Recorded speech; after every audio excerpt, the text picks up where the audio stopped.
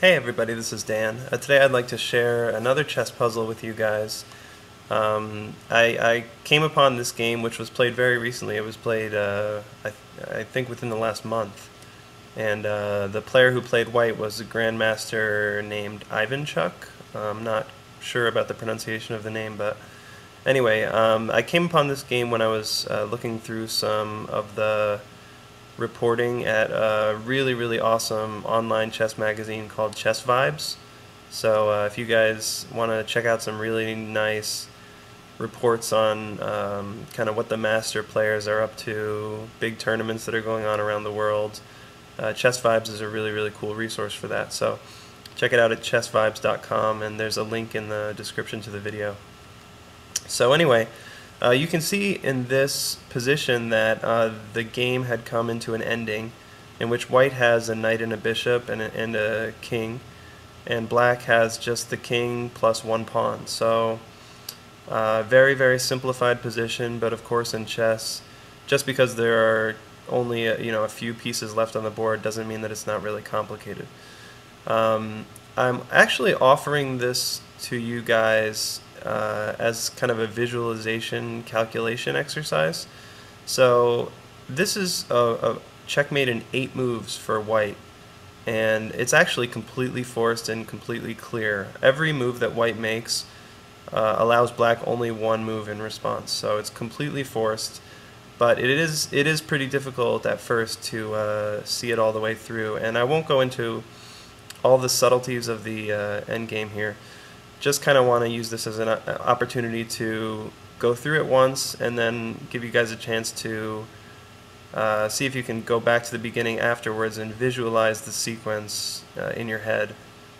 And I think this kind of exercise improves your visualization, your calculation, and when you're playing over the board especially, those skills are absolutely vital. So anyway, in this particular endgame, white, by the way, if you want to try to figure out the solution, pause the video, go ahead and do that, and then when you're ready you can press play and hear the solution.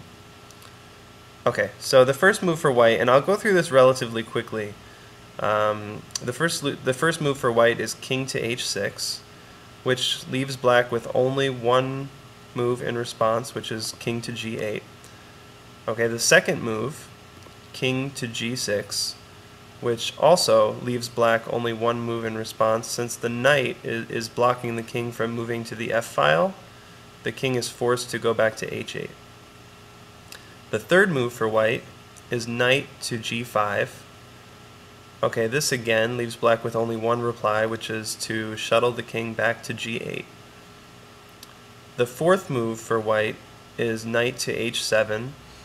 On h7, the knight once again prevents the king from going back to the f-file towards the center, so the king once again has one move, and it is to shuttle back to h8.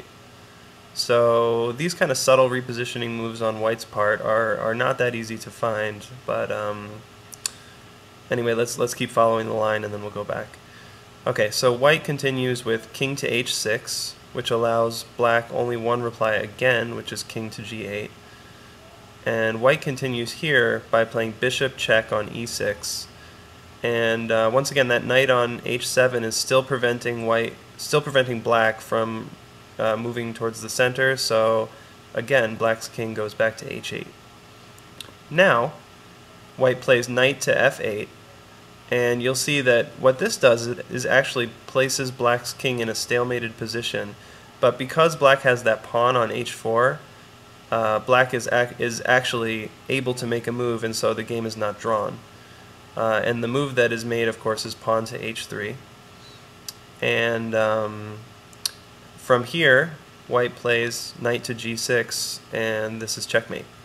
So that was actually an 8-move sequence in which every move white made allowed black only one move in response. So let's go through it one more time, quickly. Faster this time. Sorry, I went back too far. Here, okay. So this was our starting position, and the first move, king to h6, black plays king to g8. White plays king to g6, black plays king to h8. White plays knight to g5, black plays king to g8. White plays knight to h7, black plays king to h8. White plays king to h6, black plays king to g8. White plays bishop to e6, check.